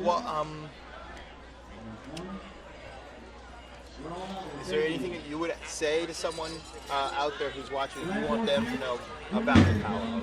Oh, I have relatives that haven't been here in a long while. They live in Las Vegas. They know their culture and everything, but they haven't been back home in almost 10, maybe 15 years now. And they don't know what they're missing when they're here. To see relatives that they've never met, to know what their grandparents used to do, how they lived, what they ate and things. The chemicals that are killing us today, from the stores and things are terrible. We need to bring back the people that we don't get to see anymore, you know, and let them know what's going on. You got a question? Thank you very much. Nice meeting My name you is all. Ivanette, Ivanette, Morris, Beersley. My last name is Morris-Yearsley.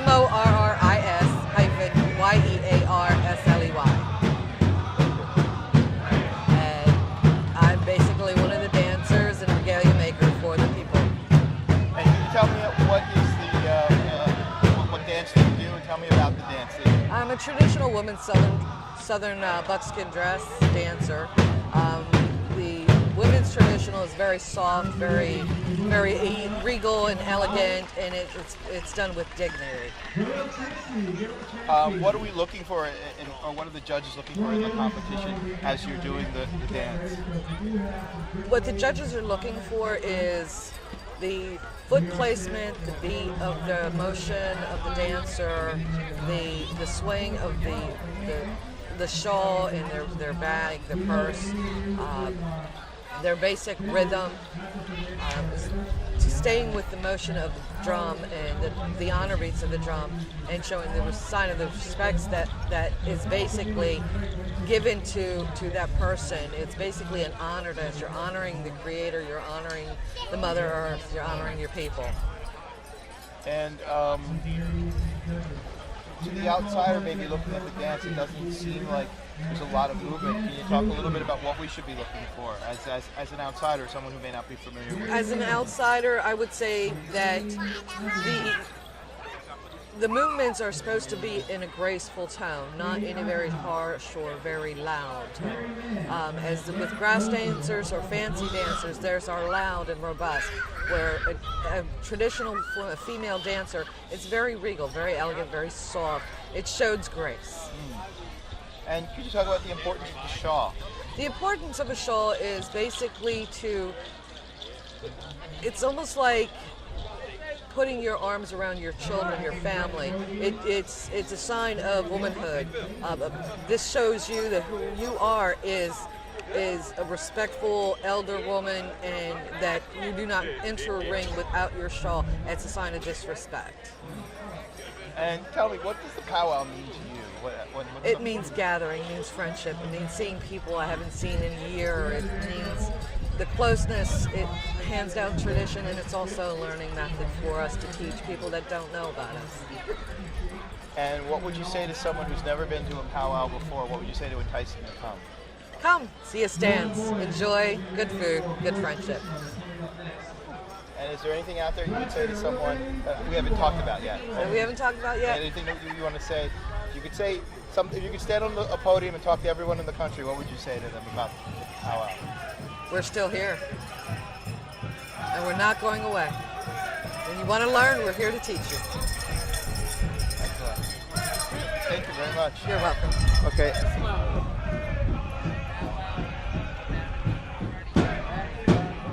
She brought the wind. My name is Mark Quiet Hawk Bull. I'm the tribal chairman or tribal chief of the Nanticoke Lenni-Lenape. I've been chief for off and on for about 33 years. There's been other people that picked up the load when I couldn't carry it. And how do you spell your name? M-A-R-K-G-O-U-L-D. There we go. So, what is the company chief? What do you do for the community? Well, I thought that being a chief means that you're sitting on top of the pyramid, you know, looking down at your subjects. But it's been a long time since I learned my lesson. Actually, if you turn the pyramid upside down, whatever problems there is, it's kind of your job to try to solve it, regardless of whether you can or you can find someone else to do it for you. But that's the job of the chief. Big job. And yeah, you must like it because you've been there for 35 years. Well, it's rewarding. See, if you really think about, with our people, we were living in silence because most of our elders, even when we reorganized back in the 70s, most most of our elders were afraid that they would be taken off to a reservation. Now, they didn't want to talk about their Indian heritage. Well, we found out that we were the ones without jobs, without education. We were without almost everything. And the silent Indian had to proclaim his being. You know, we had to tell people that we are here. And during this, in these last 200 years, we've separated. And the job that I took on was to try to bring our families back together again. When we reorganized in 70, I guess it was 76, 77, we had 800 people that would come out of the woodwork and proclaim their heritage. And one of the good parts about it, we had to do a genealogy for the state. You know, the state said you have to be legal. I said, okay. When we did the genealogy, we found out that all 800 people were actually closely related. Now, the corporation, now you have to understand there's more than just Indian tribe. The corporation is a 501c3. There's 3,800 people that are closely related. There's another 7,000 people that refuse to join anything that has to do with the government. They're all closely related. So in this area here, in fact, most of the people that you see at the powwow here, you have a lot of spectators, but I'd say 90% of them are our people. There are our families from Cheswell, Delaware, Millsboro, Delaware, and all around New Jersey. And this is one of the biggest accomplishments that I think the tribe has done, is bring the families back. So that leads to my next question. What is the meaning of a powwow? What is the purpose of the powwow? Well, see, this is the shame of it. See, we had a gathering 2 weeks ago. The gathering took the place of those picnics that we had to keep the families together. We used to have a farmer's picnic. Each church that was part of the tribe had a special time when everybody come together. You might have 2,000 people at this picnic. Well, we still have our family gatherings. We have 2 spiritual gatherings a year.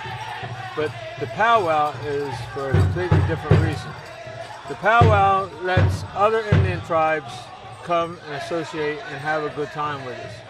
The powwow also is our means of supporting our youth and elders programs that we have for the rest of the year. The monies generated here will support the programs that we're trying to make sure happen. Is that pretty much what the funds are used for most powwows, or is that specific to your powwow? I would never answer that. Okay. I don't have a clue. Each tribe has its own agenda. What would you say to someone who's never been to a powwow before? What would you say to entice them to come? Someone who doesn't know about the culture, what would you say to get them to check it out? There's the other part that I didn't talk about with the powwow. One of the things, if you read most of the books, stereotypes of Native American or Indian as being a savage. But the thing of it is, when the European came here, they found a culture that was very spiritual. They tried to do away with it. And what we're trying to do now is we're trying to let the outside public, the non-Indian public, know that we are still that same spiritual person. And we have gained, by the powwow, we have gained a lot of new friends because we're teaching them to understand why we are like the way we are. And we are different. I mean, I don't know if you can tell since you've been here today, we are a different breed of people.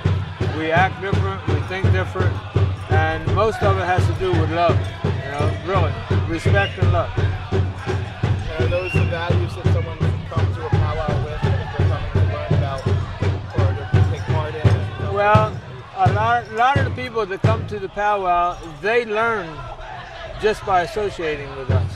We try not to demand anything, but we will call your attention when you show disrespect. But we try to do it in a very nice way. And I'll be honest with you, I've been doing programs for school kids for 30 years. And it's the biggest honor for me to walk down the street and have some adult come to me and say, Chief Gould, I remember when you did a program when I was in the 3rd grade. You know, that meant that we are doing the right thing. And the Creator's guiding us and we're doing what the Creator asked for us. I have a really good question for you, but I want to save it till the end. Can you talk a little bit about what you're wearing? Okay. What I have on right now is a Oklahoma straight dance. Now, if you see all the regalias that are here today, when you're talking about a powwow, you're not talking about our tribal regalia. This is something that we do because I'm comfortable. I used to be a traditional dancer, and I'm 65 years old, and I'm too old to try to get down and get back up. So this is for a more reserved person. And even with this, it has its demands, but this is about the best you can get as far as old people trying to get out there and keep up with it. But you don't look that. You don't look 65. Well, see, you're trying to get money out of me. No, You can't get. Okay, so my question: you told us a great story yesterday about the cow. Oh no! No, see, you're trying. So my question for you is, how can you talk a little bit about the history? You talked a little bit about earlier, but the history that Buster and I were talking about it after you told the story yesterday, and I said, okay, if I don't know that, I said, were the Native Americans like the guest workers are now? And he said, no, because you couldn't even come out and do the menial labor jobs. You didn't want to be found out. So can you talk a little bit about that history, and then connect that to the importance of the powwow and what goes on here today? Well, let me. I do this frequently. I want to tell you the story, and I told this. I might have told it yesterday. There's 3 brothers, and this is in this area here, and this is a typical 3 brothers in any set of our family. One lives in Greenwich, which is a rich, historic town. One lives in Ferriton, where most of our people really have stayed. And then one lives in Ghoultown, which in Ghoultown it has that color stigma to it. And because the 3 brothers lived in the 3 different towns, and they all 3 were farmers, the one that lived in Greenwich was able to sell his wares much easier. The one in Ferriton, he was so-so, but the one in Ghoultown, he really caught the dickens. Well, they made a pact. We'll associate during family gatherings in church, but when we see each other in Bridgeton, we won't talk to each other. Well, that worked. But see, the next generation, and then the next generation after that, they forgot who their cousins were, because they actually stopped going to those family gatherings. They stopped going to the farmers' picnic. They didn't want to be associated with their cousins. Now, we got off the school bus at Bridgeton High School, come from all these farm districts around, and the children would not even speak to their first, second, third cousins. Would you believe it? A lot of them didn't know that they were cousins. Well, in the early 70s, late 60s is when we decided that we have to do something about this. And that's when we decided to bring the families back together at what cost, whatever cost. Some of the elders were afraid, but our job was to bring the family. And that's what we've done. And this powwow is one thing. One of the things that a lot of non-Indians ask, you know, he doesn't look like an Indian. And we ask, what's an Indian look like? And I can go get brothers and sisters that look entirely different and tell them to pick out the Indian in the group. But they're all the same blood, mother, father, same thing. And this is the whole thing right here. That was the stigma that kept our people separated. We learned prejudice from the non-Indians. Now we don't have that same thing. We accept, if you're my brother, you're my brother. That answer the question? Yes. Is there anything you would like to say to anyone out there who may not have never been to a powwow that you would like to say to them if you're watching the video? Well, you don't really find out who we are and what we're about at the powwow. But if you come out and sit down and talk to somebody, you will definitely enjoy it, and you'll get a good lesson in life. And it doesn't make any difference if they're 5 years old or if they're 95. You will get that same lesson in life. We start out early teaching our kids about the Creator and Mother Earth, how to respect the things that are around us. So come out and find out. That's good enough? Excellent. Anything that I didn't cover? I've been married 5 times.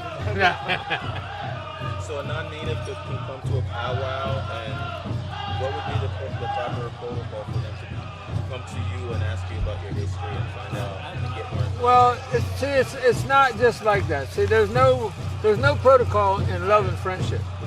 See, as long as you respect me, I'll tell you almost anything that you want to know. And our biggest thing is, see, non-Indian people find out that they have Indian blood. And most of the people, and I'm talking about you two guys, the same thing. You have some Native American blood somewhere in the background. And then all of a sudden you find out that, hey, look, I've got this blood, but I don't know anything about it. Well, the hardest thing for us to do is to help you with your genealogy.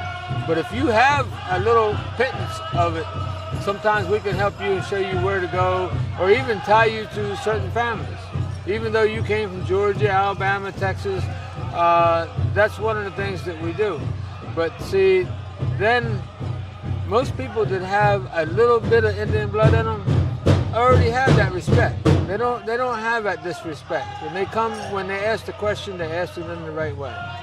See, there's different things that I do. As an Indian, I would give you tobacco. I'd give you a cigarette or a pack of tobacco. This means thank you in advance. We don't expect that from non-Indians, but you can tell. I mean, if you see me all day long around here, you'll see the love that I get, and I'm so appreciative of it. You know, I get a lot of hugs and kisses. You know what I mean? But seriously, that's what it's all about. You come with the right attitude, and everybody here will help you. Everybody. Thank you.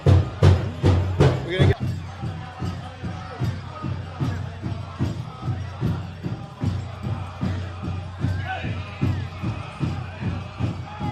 My name is Morgan Hilton. I am here with Native Nations Dance Theater. I'm the artistic director of Native Nations Dance Theater. We travel the world and we share Native American history, stories, songs, and dances with everyone. My native name is Wamblingziwi, which means Yellow Eagle Woman. And I have other names too, but I'll just leave it at that. Great. So, wow. So tell me about what you're doing here today at the powwow with your organization. Well, I'm just kind of here as an individual today, sharing my culture and sharing the jingle dress dance, which is the dress that I have on. And I'm just kind of here to share with my family. My family is here, and which is part of Native Nations Dance Theater too. So that's why I'm here. Tell me about the jingle dress and what you're wearing. The jingle dress? Yeah. Okay, so tell me about what you're wearing at the jingle dance and what you have on. I'm wearing a jingle dress. This dance originally comes from the Ojibwe people in northern Canada, and it is originally a healing dance. And these cones represent different types of healing. There can be anywhere from 365 jingles on it or more. It depends on the dancer. It depends on how they feel. Originally, the dress did not have that many. This is what I'm told, the stories that I'm told, but it started out as a healing dance, and it's a very popular dance on the powwow trail today. And so there's the straight song, and then there's a side step that we do in the jingle dress category. So I've been jingle dress dancing for about 20 years. Long time. I've been dancing since I was about 5 years old. I'm 42. Thank you. So tell me, so are you in competition today? Yes, I am. Unfortunately, there weren't many other jingle dress dancers, so I'm the only one. So. Automatic winner. Automatic winner. What are the judges looking for in a jingle dance? What is how do we tell if you're good or mediocre? What are they looking for? They look for the timing. They look for your footwork. They look to see that your feet are not coming too high off the ground. They also look to see that you have your hand on your hip, and also that you honor the honor beats with your hand or your fan when the heavy beats come. So they're looking for those things, and to see if you're dressed appropriately. Yeah, so that's what they're looking for. I noticed you don't have a shawl. So jingle dress dancers don't have a shawl. Why is that? How did that? Because it's a medicine dance, and it originally started that way without the shawl, and so the traditions carried through the jingle dress. When you're doing the healing, you don't have to shawl is more, well, I don't know, explain it. I don't know. The shawl is more representative of the love and the caring that the women bring and keep and pass on through the families and through the family lines, because they are the keepers of the blood. They are the ones that pass things on and keep the traditions, and the shawl is representative of that. Yeah. But as you're doing the healing, then you're doing something, you're bringing something different. Yes. Can you talk about that? Yes, I'm trying to bring the healing through me. I'm not saying I'm doing a medicine dance. I'm not trying to, I hope that when I dance that people have a good feeling. So, yeah. That's wonderful. And tell me, what does the powwow mean to you? What is it? It's a way to keep the traditions alive, and we go to different powwows, and we travel all over the country and do these powwows, and it's just a way for us to meet each other and, hook up with each other and kind of thing. So it's very important to keep the traditions and keep the cultures alive. We bring our children into the circle as soon as they can pretty much walk. So it's very important that we keep going to these powwows and sharing the traditions, and not only the powwows, but educational seminars, and going into the schools and going into the colleges and going into the museums and sharing our history and our culture. So it's all of it, all inclusive is very, very important. What would you say to someone who's never been to a powwow before and would entice them to come? That would entice them to come? Well, if they wanted to experience a different culture, something that they've never experienced before, and have good feelings. So. And explain your dress again. The dress? We talked about it briefly, but what is the feathers? It's the jingle dress, and it's a northern style dance category. And I have a jingle dress on. I also have leggings on and moccasins. And sometimes dancers wear different accessories. Like I have a bag over here, and this is representative of my name, Yellow Eagle Woman. So that's,